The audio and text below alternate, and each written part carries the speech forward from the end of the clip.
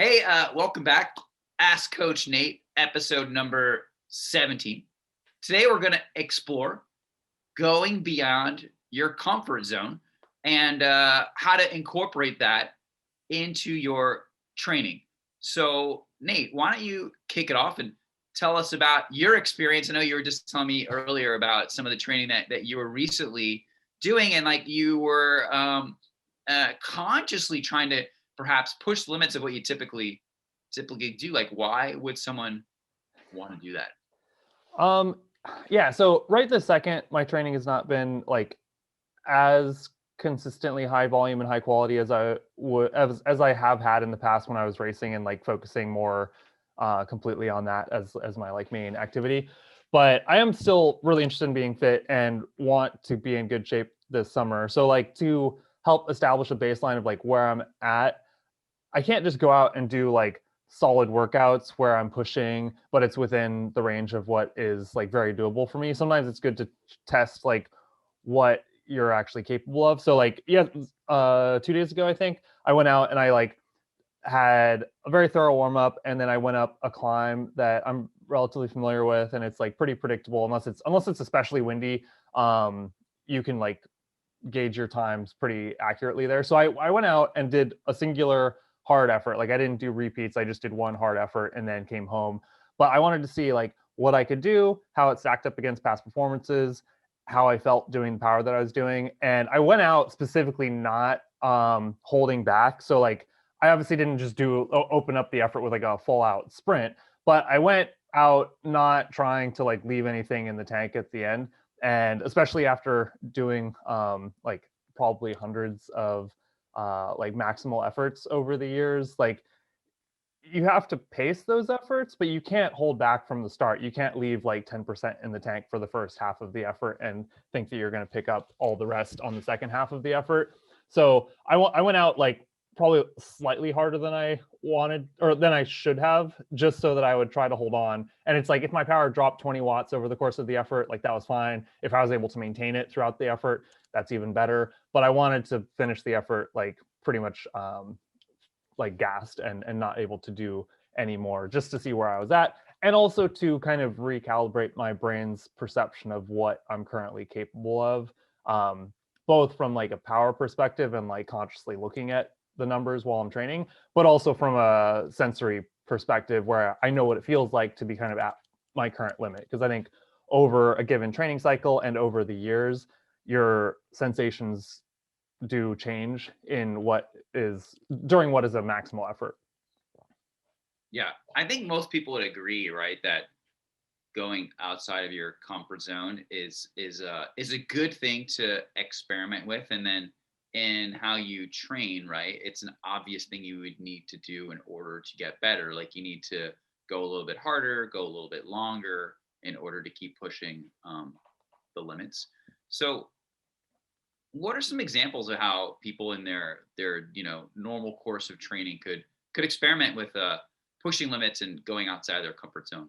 Yeah, so I think probably like 90% of the time, 95% of the time, people are usually like people that are focused on fitness and they want to like get faster running or cycling or whatever. Like they're usually focused on doing quality workouts, getting mileage in, doing recovery days, and their harder workouts are probably challenging, but most of them aren't designed to be totally maximal, fitness tests or like just emptying the tank. Usually, if you're trying to get ready for peak fitness, like that last month and a half to 2 months, you're doing more of those sessions where you are going more or less as hard as you can for that session.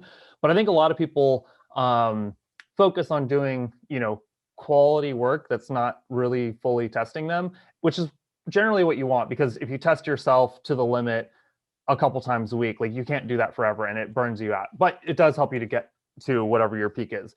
But if you leave all of that testing until the last like month before your peak event or peak efforts, like if you have a racing season that's like several races long or something like that, or you have like a couple of peaks throughout the season, you're not going to fully be able to capitalize on the work that you're doing in the build up to that. So I think some people, the only time that they're actually doing like maximal efforts is if they go out and do like 20-minute power tests.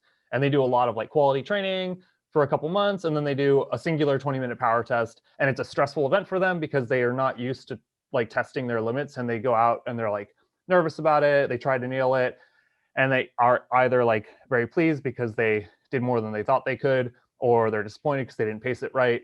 But it's like if you infrequently are doing efforts that really test your limits, like going out and doing a 20-minute power test, it's stressful. You want to go and do a good effort, but it's like not a big deal because you know exactly what that's going to feel like. Even if you just infrequently are maybe doing your interval session, and then on the last one, maybe you just ramp up a little bit towards the end to test kind of what it feels like to go as hard as you can.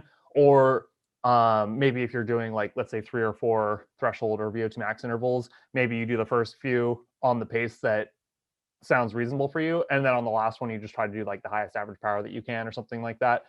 And again, that's not what you want to do like every hard workout, but doing that a couple times a month can be helpful because it's like if you think that 300 watts is hard for your threshold intervals, yeah, of course, going out and doing 300 watts for your threshold intervals is going to feel hard. But if you could do 310, why are you going to leave that extra 10 watts on the table? But if you never test and go as hard as you can, like you don't know if you can manage that and sustain that.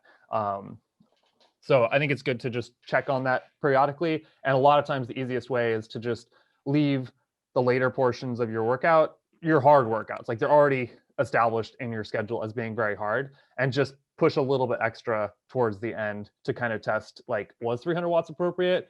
Or could I really have just targeted like another 5 or 10 watts higher for the whole workout?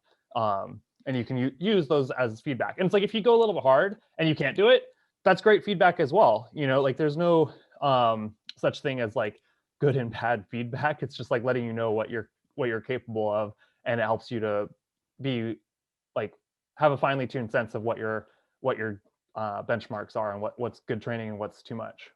Yeah, I know for me, the thing that I've done that really pushed me out of my comfort zone was going for a run or ride, and then going to the gym after. That in the beginning, when I first started doing that, was really difficult. So to do a full training session, a very difficult ride or a very difficult run, like let's say a 2-hour bike ride or a 1-hour run, and then get done and you feel great and you feel accomplished and you're mentally in this space where you want to relax, and then they go and have to do another workout after that. That was really tough in the beginning, and I was really surprised that I was able to go and do it. Like, it's amazing like what your body can do, and that was partially what gave me the motivation actually in some ways to keep doing it, because I was impressed with what I could achieve. Yeah, I mean, I think a lot of people don't give themselves quite enough credit. Like things might be hard, but if we do those things that are hard physically, like oftentimes we can, surprise ourselves with what we're capable of, and it helps to build momentum that we can like keep pushing and doing more. And then when you find that you're doing a little bit too much and you aren't recovering well enough because your overall training load is a little bit too high, or that a given session was just like too much for you, then you can just adjust into the future. But if you're always operating within your comfort zone, you're never really going to get like the most out of your experience as an athlete, and you're never going to really reach like what you're capable of. And even just like you're talking about adding like doing a aerobic session plus a strength session afterwards. That reminds me, like a lot of people focus, for example, doing their intensity in their training sessions like early, like they warm up for a while, they do their intervals, and then if it's a weekend and it's a longer ride, they'll just do like steady endurance afterwards. But if you're a bike racer, for example, and you want to be able to like attack and counterattack and sprint at the end of a race, like you will want to incorporate hard efforts late in your rides. And it's something that I often don't see people doing. You don't necessarily want to do that all the time as hard as you can, but sometimes like some of my favorite workouts are that I'll go out and I'll do a long ride and I'll plan on doing some threshold work in the middle of the ride. And I'll leave the last hour or two kind of open to whatever energy I have left. I'm going to push the pace on a few climbs, and I'm going to throw in a handful of attack efforts. So it's like mimicking the demands of racing. And even though those aren't like the best power, and I'm not sure if I can do 350 or 370 going up some random climb, 4 hours into a ride, I'm just going to do what I can and throw in some attacks after that, because that's going to be both mentally and physically preparing you for the demands of racing in a way that just doing 4x4 minutes of VO2 max work an hour into your ride is not going to prepare you to do. Yeah, that's a really important point. I think the fitness requirements for bicycle racing is very different than other endurance sports, right? And like if you look at professionals, like it's clearly not transferable, right? So running or triathlon, it doesn't have this dynamic where you're racing and then you need to win the sprint at the end of a big bike race or win the uphill climb or whatever it is, right? What you just described, that you need to be able to do that at the end. And Ironman, triathlon, marathon running, they focus on trying to just get the most out of you in a sustained period of time. There's not really like this need to vary your fitness during the event and then have some kind of burst uh, at the end. Yeah, and a lot of people I ride with who race bikes all do that, right? They want to save something for the last climb or the last town sprint. So I think that's actually really important to keep in mind. Yeah, especially for like beginning to intermediate riders, it's like really crucial because it's not about getting to the finish line. It's not about being able to get over the climbs in the middle of the race. Like you have to do that, but you have to do that and still be able to go really hard at the end.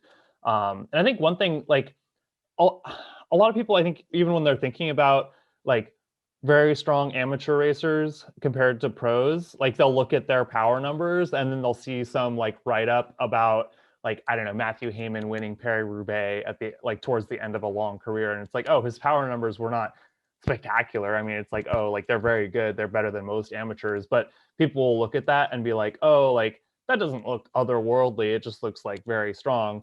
But it's like if you can do 400 watts for 10 minutes or 20 minutes or whatever it is, depending on your size, like that's great. But how much power do you lose when you're trying to go hard up a climb like 4 hours or 5 hours into a race? Like there's a huge difference in how much drop off in power there is between, you know, a very fit amateur racer and a pro. And regardless of what category you are or what level of racing you're at, like the more you can practice to maintain like the ability to do intense efforts later in races, the more successful you'll be at whatever level you're at. And hopefully you'll be able to like level up if that's something that's important to you. Yeah, I think doing hard efforts at the end of your workout is a great example of going outside of basically everyone's comfort zone. Yeah. And I think that's another one of the like most easy and practical ways to do that is to like have a plan, especially on the weekend where you might have a little bit more time and you're probably planning on doing like a longer ride. I will rarely plan on or have my athletes plan on just doing like a 4 or 5 hour steady endurance ride. Cause like if you're going to do 4 or 5 hours of training, you're going to get tired. That would be good training, but you could probably throw in a little bit of like sprint work or a little bit of tempo or threshold climbing to like make it a better workout. But especially when it's like springtime and you're getting ready for racing, or it's like the summer and you're trying to maintain fitness in between blocks of racing, like doing those intervals and then leaving the door open in the last hour or two of the ride to do some of those kind of focused but unstructured intense efforts can be one of the easiest ways to like test what you're capable of in a way that's productive and easy to do. And there's no downside. Like if you can't do like if you can do 500 watts over these little rollers, or you can only do 400 watts because your legs are totally roasted, like it's fine either way. Yeah, I liked your suggestion or idea that the FTP test or some type of effort like that, like you need experience doing that as well. So I think for a lot of people, if you have done one, you'll know that there's an element of practice, right? Like understanding how far you can go and doing it the first time. Almost everybody does significantly better the second time. And so if you just kind of train and you do 85% of your capacity and you never have that experience of like really going hard, it's hard to actually nail it um, the first time. So that I agree. Like I think that's actually good advice. That like that's another really practical reason. An example where like, hey, you want to do these every once in a while, or even give yourself an opportunity, do a test run, and then go do another one. That's what we did with my 1 mile, right? I mean, I do first time I had the same exactly as you described. Like I went out to do my 1 mile, and it's like a 1 mile effort, and it's short, and I was like anxious about it, and there's this perception that is, I guess, perhaps real, right? Like there's one chance I have to get this right, and so I was close. I didn't meet my goal, and then I remember like we went back and I did it a few weeks later and I totally nailed the goal. Right. And I think like it was some of the degree was just kind of this mental training where I had to go through that exercise and see what I was capable of, just like an FTP test. And you, through that process, like there's some learning experience or your body kind of figures out like how to do it. And then to be able to push a little bit more um, is something that I've not just for me, but I think a lot of people find they're capable of, right? Because they have that experience of knowing what it feels like and then just get like a little bit more, um, you could do it. Yeah. And I think like that's 100% true. Like it's a skill, but also I really value like how much it takes the edge off of like the mental and psychological pressure of racing or the pressure of going out and doing like a focused fitness testing effort. Because like you don't have to test like some epically hard challenge like every week. But if you just test a little bit and like nudge up against your limit infrequently and you know what it feels like, then when you go to that FTP test or you go to try to set a PR on a climb or you go to a race, it's way less pressure because you know what your limits are. You have a lot more like physical confidence about like you know what you're capable of, you know what you're not capable of, and you can just try to like be strategic in a race or be smart about your pacing and be confident that you are capable of doing something instead of having this gap between I know I'm capable of this, but I also know I can do more, but I don't know if it's like 10 watts more or 50 watts more because you never actually test it and you don't know what it feels like and you very infrequently get that feedback. And like you, like all of my best times on any climb, like, you know, Wildcat, Tunnel, Pinehurst, Diablo, like all of my favorite climbs, like every single one of those efforts, like I've always done multiple pretty maximal efforts in the month leading up to whatever my fastest times have been. Because and it's not like I was holding back. It's not like I didn't want to set the KOM like the first or second time that I went out, but it's just like it takes a little bit of practice.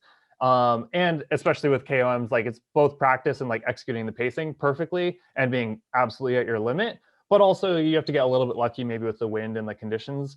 But almost invariably, like the pacing is not perfect. And, you know, if I go out and do like 490 for like a short climb, just with no change to my fitness, going out 3, 4, 5 days later, I can probably do 500 just because my brain knows what it feels like, my body knows what it feels like, and it knows from experience. I did 490 a few days ago. I can do 500. Like I didn't die from doing 490. It felt terrible, and it feels terrible again to do 500. But it's like there's that tiny gap that can make you the difference of a few seconds is mostly in your head, and a lot of it's your brain like holding your body back a little bit because it's like, oh my God, this feels really uncomfortable. I'm just going to keep it within what I know I can handle. But if you don't push it a little bit, your brain doesn't know with confidence that you can handle a little bit more, even though you actually can. Yeah, no, I think it's good advice. It's almost it's counterintuitive in some ways, right? Because we're we perceive our training to be in such that you need to train to a level where you can recover and then get quality training the next day during that week, right? So there's an aversion to wanting to push the limits, but sometimes it can be beneficial, right? And trying to understand um, what you can do. I've had moments too where I felt like I had a lot of fitness and I went out and set some PR or something like that. And I totally messed up my race day, which would be like the next day. So which I don't think is a bad thing. I would even say like that can be fun too. Like you feel really good and it's a beautiful day. It's warm, it's sunny, you're on your bike and you just feel fantastic. And there's so many beautiful roads to ride on and you just want to go for it. Every once in a while, like I'll do it. Right. It's a nice break from all of the discipline of training within the right confines. Yeah. Well, hey, any other final words or? Um, no, I don't know. I think it's just good to have fun challenging ourselves and like testing our limits infrequently. And I really do feel strongly that there's no such thing as bad feedback. Like if you go out and you just totally blow it, like you go out 10% too hard on the first half of a climb or like whatever it is, and then you like limp in the last half or something like that, like that's fine. Like just recalibrate and go again later. Like I love the feedback that we get when we're training and just like learning what we're capable of and learning what we're not capable of on every scale, like whether it's an individual effort or you do like 2 or 3 weeks of really quality training, and then you can tell at the end of it that it's like a little bit much and you just have to back off. Just infrequently testing our limits is worthwhile. And I would 100% not have achieved like the levels of fitness that I have over the years if I didn't do that, and didn't love doing it in a certain way. Like even though it's physically quite uncomfortable, it's also like I don't know, it's like a something I would regard as like kind of like my zone of I don't know, peak performance as it were, is like embracing that discomfort, and not like all the time, but enough that you know what you can handle. Yeah, no, I think it's great advice, right? Embrace the discomfort, go outside of what feels comfortable, and don't be afraid every once in a while to kind of test your limits in your training. Well, that's all for this week. Hey, like this video, subscribe to the channel, and we'll be back next week. Take care. Thanks. Bye.